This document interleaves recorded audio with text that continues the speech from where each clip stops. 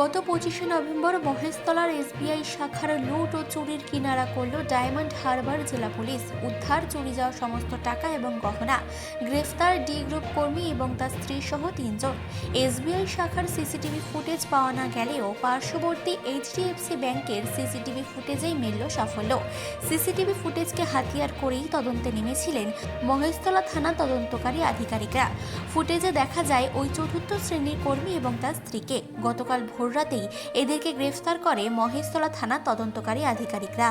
জানা গিয়েছে উলুবেড়িয়া থেকে উদ্ধার হয় চুরি যাওয়া সমস্ত টাকা এবং গহনা। তবে দম্পতি সহ বাকি একজনকে কোথা থেকে আনা হয়েছে সেটা পুলিশ এখনো জানায়নি। পুলিশ সূত্রে জানা গিয়েছে একটি সাংবাদিক সম্মেলনের মাধ্যমে সমস্ত ঘটনা জানানো হবে। তার আগেই ডায়মন্ড জেলা পুলিশের সুপার রাহুল গোস্বামী সহ অতিরিক্ত পুলিশ সুপার অম্লান কুসুম ঘোষ এবং এসডিপিও কামরুজ্জামান মোল্লা গ্রেফতার হওয়া এই চতুর্থ শ্রেণীর কর্মীকে সঙ্গে নিয়ে এই ঘটনার পুনর্নির্মাণ করেন।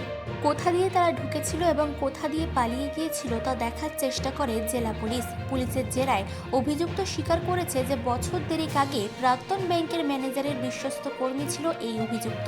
সেই সুযোগেই সমস্ত চাবি সে নকল তৈরি করে নেয়। আজ রবিবার হলেও ব্যাংকের সমস্ত কর্মীকে ব্যাংকে আসার জন্য ডায়মন্ড হারবার জেলা পুলিশ থেকে তলব করা হয়। তবে চতুর্থ শ্রেণীর ওই কর্মী এখনো এসবিআইয়ের এই শাখায় কাজ করত কিনা তা এখনো জানা যায়নি।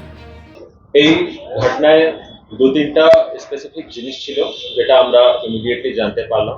প্রথম, একটাও তালা কোথাও ভাঙা হয়নি। মেইন গেট, রিয়ার গেট, শেড, ওয়ার্ড সব চাবি দিয়ে খোলা হয়েছিল। সেকেন্ড, অ্যালার্ম সিস্টেমটাকে প্রপারলি অফ করা হয়েছিল প্রফেশনালি। থার্ড, একমাত্র সিসিটিভির যে ব্যাকআপ আছে ডিভিআর সেটাকে কেটে হার্ড ডিস্কটাকে নিয়ে যাওয়া হয়েছে। এই অবস্থায় আমাদের এসপি একটা স্পেশাল টিম তৈরি করে অ্যাডিশনাল এসপি অম্লানের লিডারশিপে টিমটা তদন্ত করতে আরম্ভ করে অল প্রক্সিমিটি অল প্রবাবিলিটি ওরা দেখতে আরম্ভ করে। যেহেতু চাবি দিয়ে সব ওয়ার্ডগুলোটা খোলা হয়েছিল, তো প্রাইমা ফেসি আমরা মনে করছিলাম কি অবশ্যই কেউ ইনসাইডার ইনভলভ আছে বা এমন লোক ইনভলভ আছে যে ব্যাংকের সব অপারেশনের মধ্যে যুক্ত ছিল।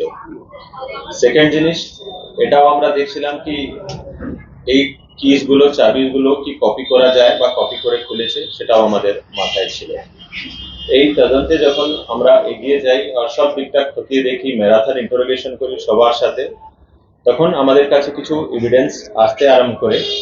আর আমাদের সাসপিশন একজন লোকের প্রতি হয়, মিস্টার আরিফ হোসেন, যিনি গ্রুপ ডি স্টাফ রূপে আগে কাজ করতেন এখানে, আর আগে ওখান থেকে এই ব্যাংক থেকে তারপরে রিমুভ হয়েছেন।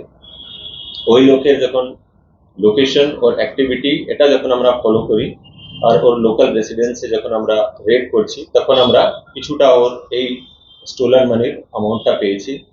ইমিডিয়েটলি ওকে অ্যাপ্রিহেন্ড করা হয়েছে।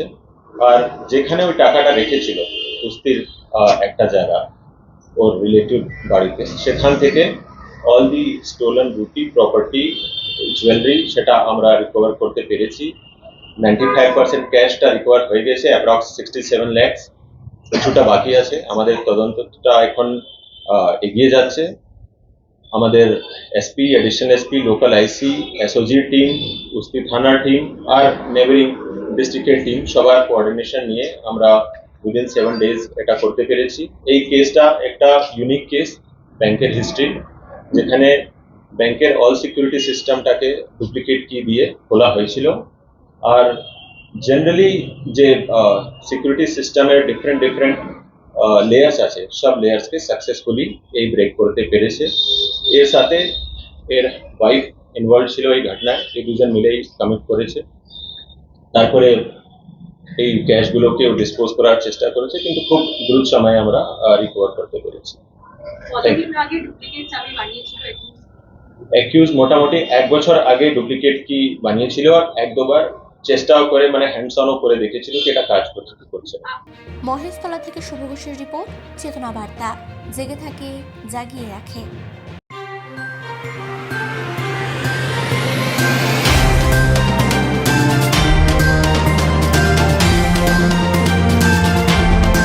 চেতনা বার্তা, জেগে থাকে, জাগিয়ে রাখে।